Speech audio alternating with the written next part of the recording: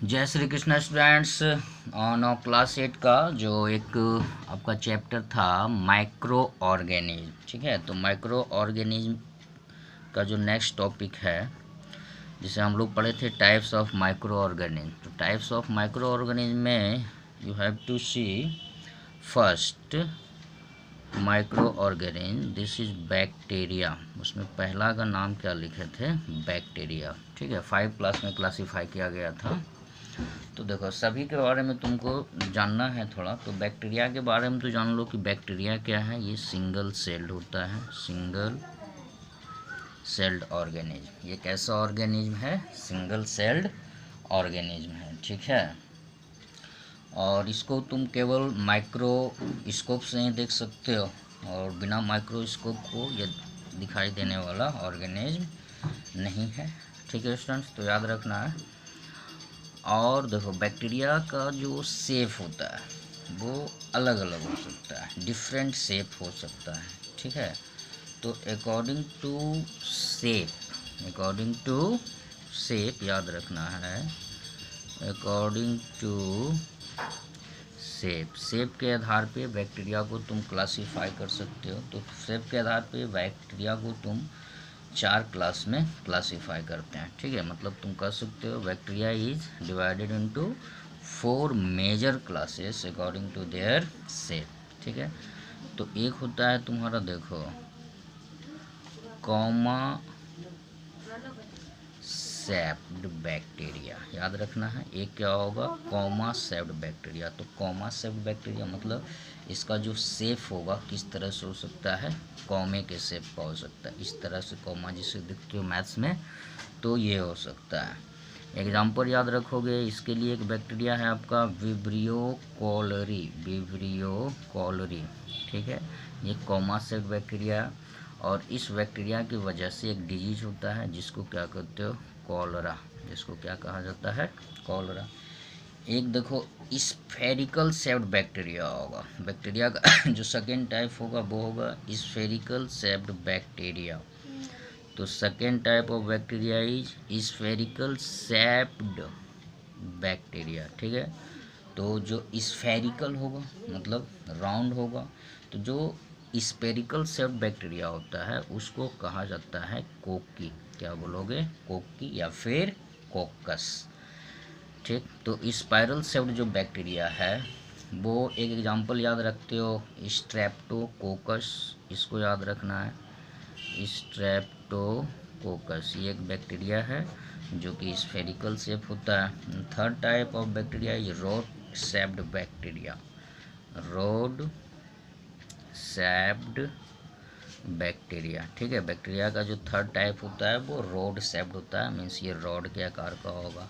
Spherical है तो spherical होगा, ठीक है। तो रोड शेप्ड बैक्टीरिया को मोस्टली कहा जाता है बैसिली। क्या बोलोगे? बैसिली बैक्टीरिया, ठीक।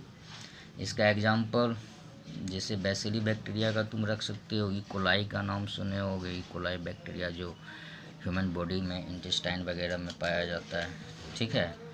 तो ये हो गया। जो 4 टाइप का बैक्टीरिया है वो है तुम्हारा स्फेरिकल शेप्ड बैक्टीरिया, इस या फिर तुम बोल सकते हो स्पाइरल बैक्टीरिया, ठीक है।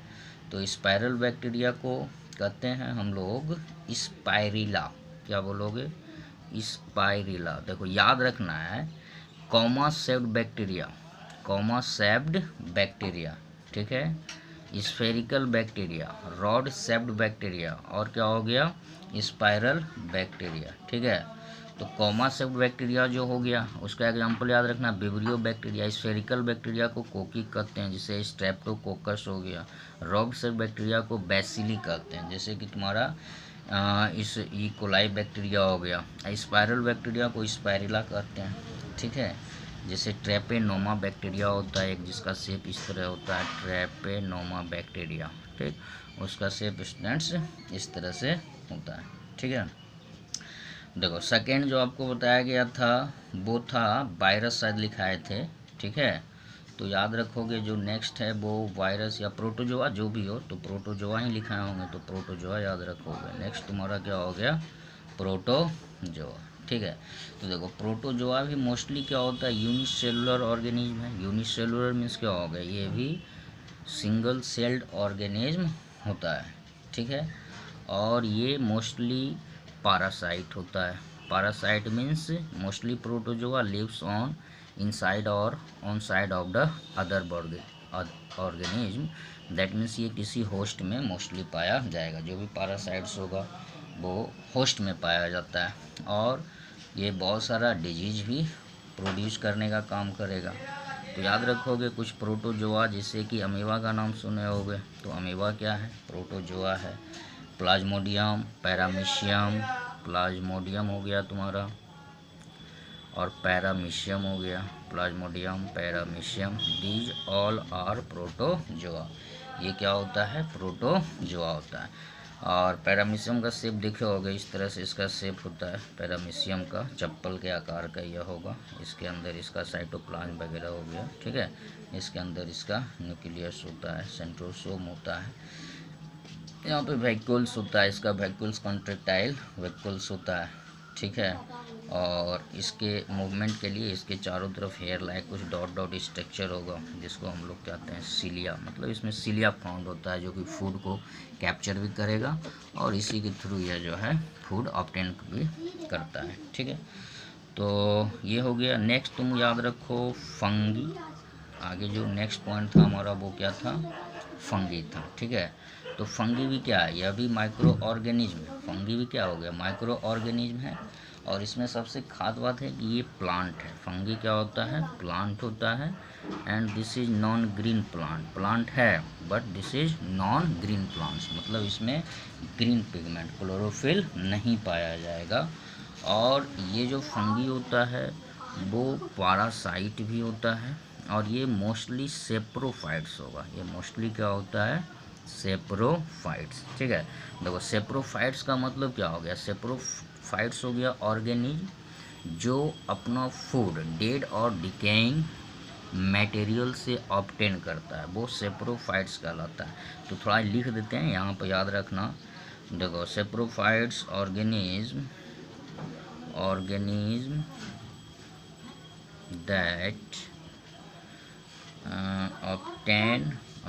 that obtain nutrients from dead or decaying body। जो अपना न्यूट्रिएंट्स कहाँ से गेन करेगा, डेड और डिकेइंग बॉडी से गेट करेगा, वो क्या होता है, सेप्रोफाइट्स होता है। तो फंगी मोस्टली क्या होता है, सेप्रोफाइट्स होगा। ये नन ग्रीन होगा, ये क्या होगा, नन ग्रीन होता है। ठीक है, और ऑर्गेनिक सब्सटेंस पे खुद ग्रो करेगा। ये ऑर्गेनिक सब्सटेंस पे क्या होगा, खुद अपने आप क्या करता है, ग्रो होता है। ठीक है, और इसका जो बॉडी स्ट्रक्चर होता है, ठीक है, तो वो तुम कर सकते हो, कुछ हेयर लाइक स्ट्रक्चर आएगा, या फिर तुम देखे होगे जैसे कि मोल्ड देखे होगे, MOULD मोल्ड, या फिर तुम जैसे मशरूम देखे होगे। ठीक है, इस तरह का जो ऑर्गेनिज्म होता है वो क्या होता है, वो सारा का सारा ब्रेड मोल्ड हो गया, या फिर मशरूम वगैरह हो गया। ठीक है, ये सारा का सारा फंगी होता है। ठीक है, इसके बॉडी का जो मेनली स्ट्रक्चर होता है, इसके बॉडी में दो मेन कंपोनेंट होगा। एक तुम्हारा कहलाता है हाइफा, एक को क्या बोलते हैं, हाइफा। ठीक है, तो हाइफा जिसे कि इसके बॉडी का जो फिलामेंट जैसा स्ट्रक्चर होगा, थ्रेड जैसा स्ट्रक्चर, वो क्या कहलाता है, इसका हाइफा। कोई भी फंगी हो। ठीक है, और इसके अंदर जो इसका सेक्सुअल पार्ट होता है, जिसे ये अपने आप को रिप्रोड्यूस करता है, तो वो इसका क्या कहलाता है, स्पोर कहलाता है। ठीक है स्टूडेंट्स, तो ये हो गया तुम्हारा बैक्टीरिया, प्रोटोजोआ और फंगी हो गया। अब नेक्स्ट के बारे में जान लो, तो वो क्या है तुम्हारा, 4 है एल्गी। एल्गी के बारे में बताया गया था, तो ये हो गया तुम्हारा एल्गी। ठीक है, देखो एल्गी क्या होता है, ये प्लांट है। ये भी याद रखोगे कि ये प्लांट है, ये ग्रीन प्लांट होता है। ये क्या होता है, ग्रीन प्लांट होता है, बट सिंपल प्लांट। ग्रीन है लेकिन कैसा प्लांट है, सिंपल प्लांट। सिंपल प्लांट का मतलब हो गया इसमें बहुत सारे ब्रांच, बर्ड्स या फिर स्टेम, रूट्स, ये सारे बहुत सारे नहीं होते हैं। और ये मोस्टली जो है कॉलोनी में पाया जाएगा, एक साथ बहुत सारी संख्या में पाया जाता है, जिसके वजह से ये क्या होता है, विजुअल होता है। ये एक्वाटिक होता है। एक्वाटिक मीन्स ये कहाँ पाया जाएगा, वाटर लिविंग होता है, ये वाटर में पाया जाता है। ठीक है, और इसमें क्या होता है तुम्हारा, क्लोरोफिल होता है। एल्गी में क्या होगा, क्लोरोफिल। जैसे फंगी है तो फंगी नॉन ग्रीन हुआ, उसमें क्लोरोफिल नहीं है, but algae possess chlorophyll. Okay, and also they contain cell wall और they can prepare their own food by the process of photosynthesis. जो ग्रीन एल्गी है वो फोटोसिंथेसिस करता है, याद रखना है। ग्रीन एल्गी जो है वो क्या करेगा, फोटोसिंथेसिस करेगा और they able to make their own food.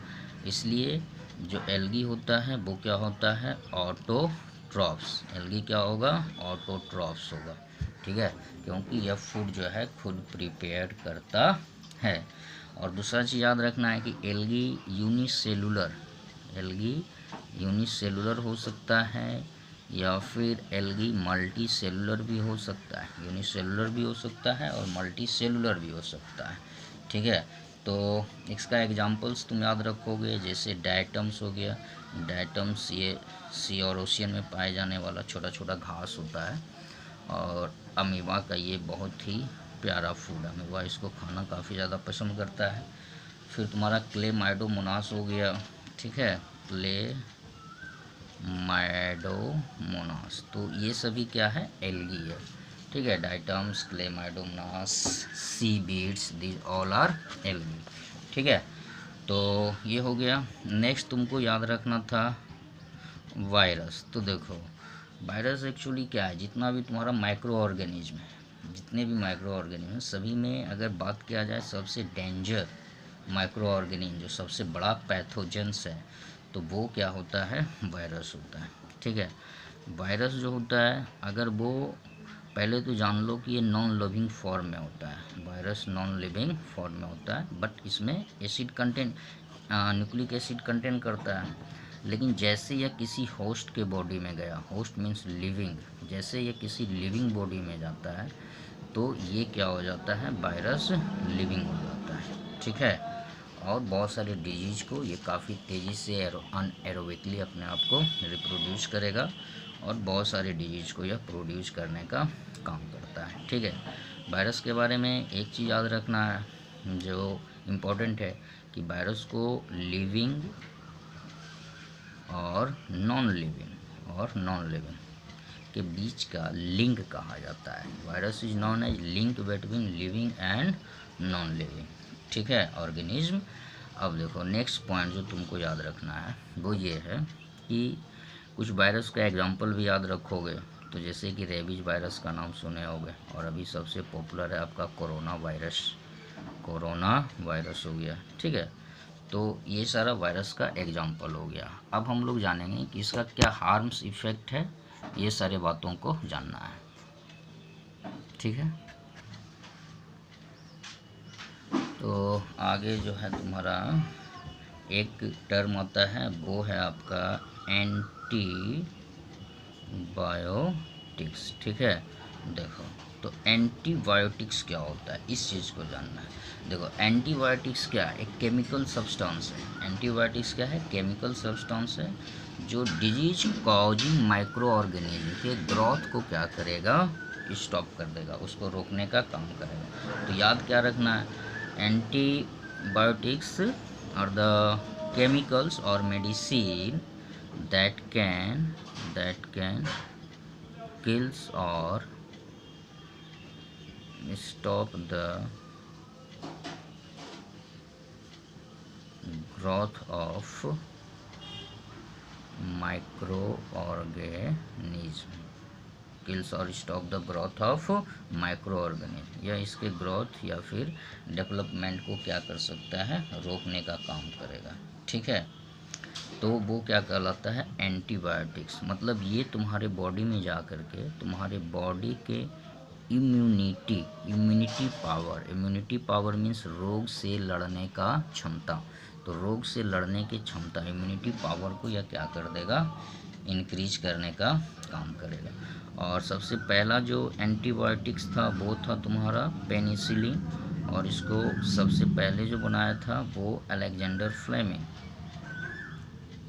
Alexander Fleming ये साइंटिस्ट था जो कि सबसे पहले मॉल्ट्स का यूज करके पेनिसिलिन फॉर्म किया था। फंगी का यूज करके पेनिसिलिन फॉर्म किया गया था, ठीक है।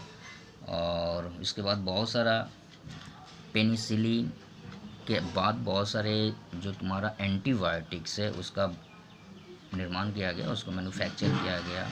और सभी के फॉर्मेशन में मोस्टली जो यूज किया गया माइक्रो ऑर्गेनिज्म वो था बैक्टीरिया और फंगी, बैक्टीरिया एंड फंगी। तो पेनिसिलिन के बाद जो है तुम्हारा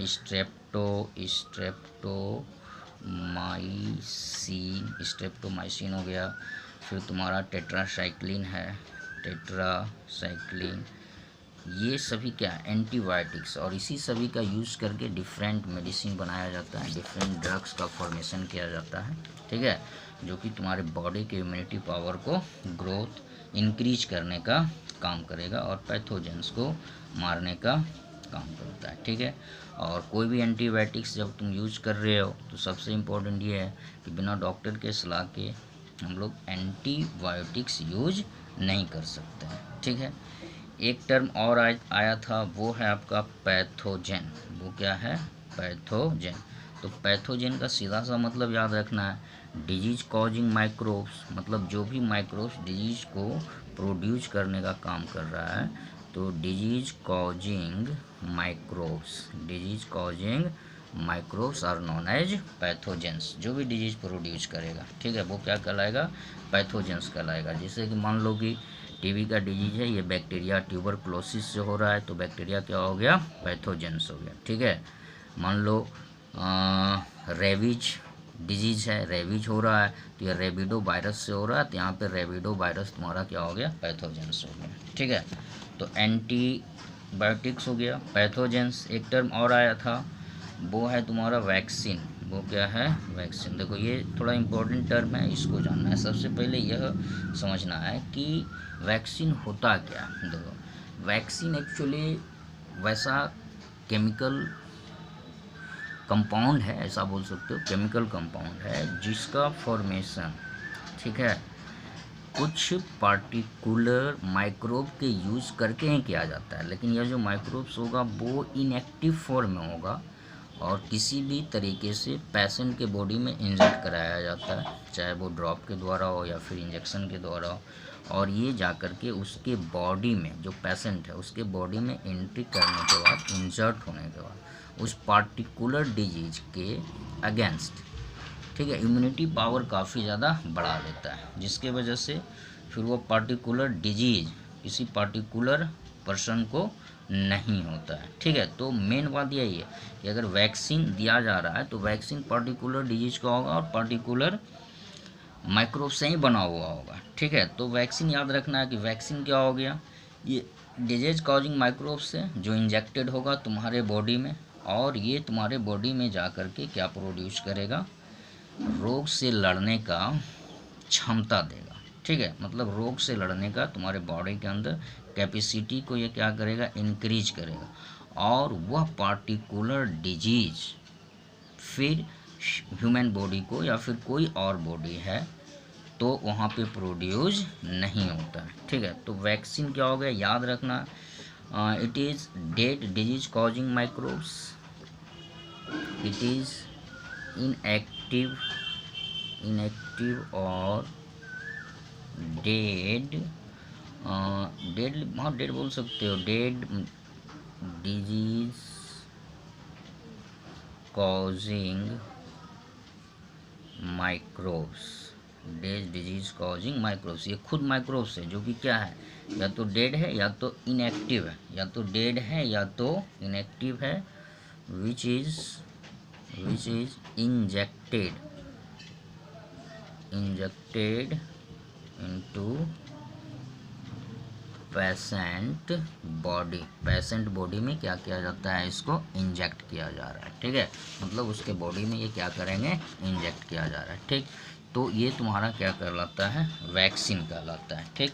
अब देखो, तो वैक्सीन को देना, चाहे वो सिरिंज के द्वारा हो, इंजेक्शन के द्वारा हो या फिर ड्रॉप के द्वारा हो, ठीक है, तो वह प्रोसेस कहलाता है वैक्सीनेशन।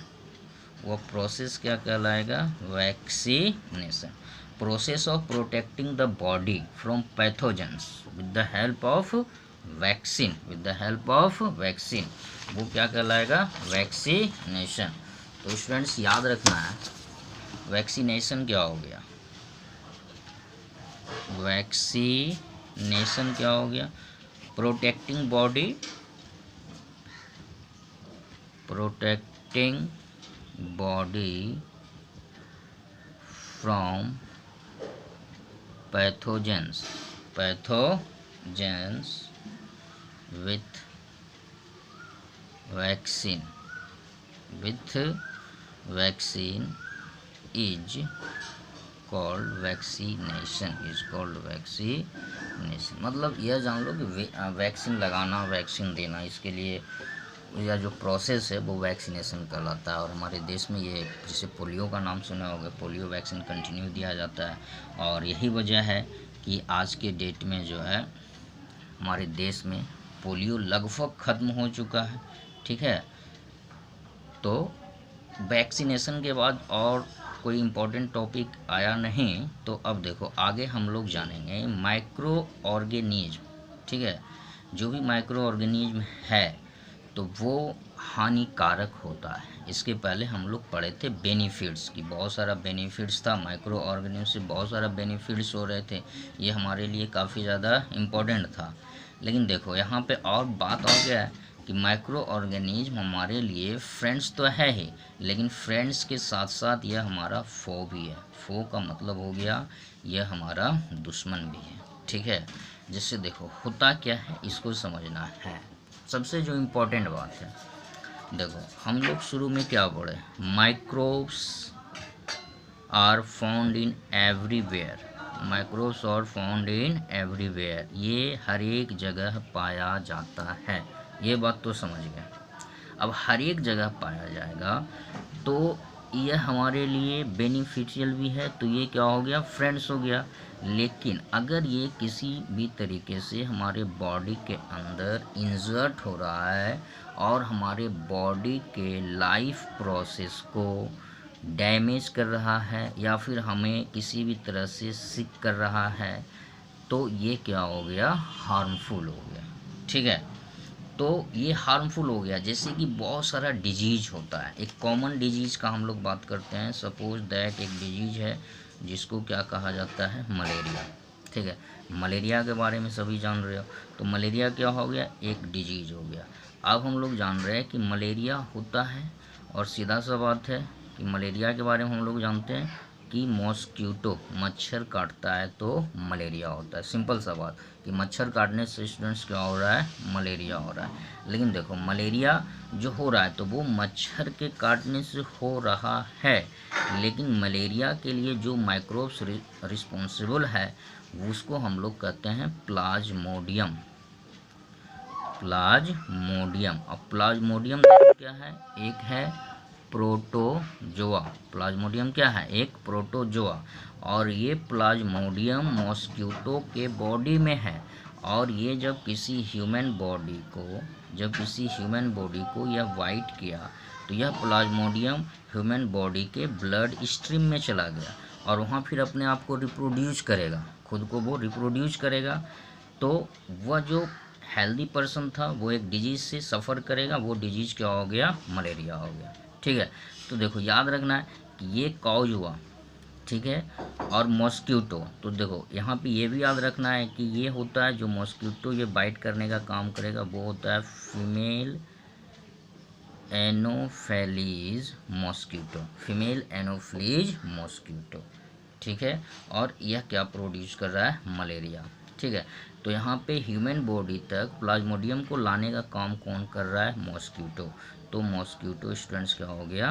कैरियर। वो क्या हो गया? कैरियर। और मलेरिया प्लाज्मोडियम के वजह से हो रहा है। ठीक है, इसलिए ये क्या हो गया तुम्हारा? पैथोजेंस। ये क्या हो गया? पैथोजेंस। मतलब इसके वजह से ये क्या हो रहा है?